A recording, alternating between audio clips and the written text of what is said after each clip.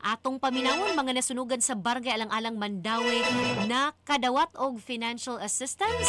Kompletong detalye sa mo report ihatod kanato ni Idol Aiko. RMN Report!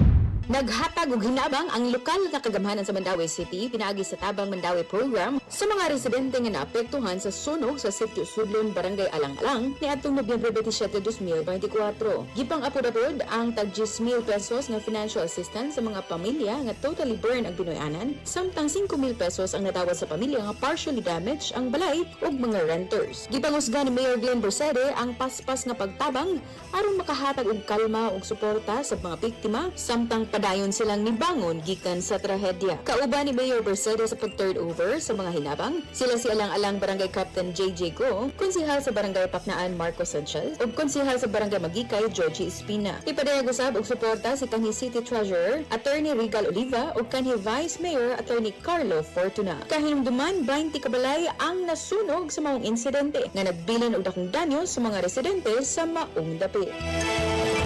Alang sa araw from balita sa buntag, kini si Idol Aiko, di kapugnan sa pagkatod sa naguna og lapas ng mga balita. Tatak RMN, Tatak IFM Balita.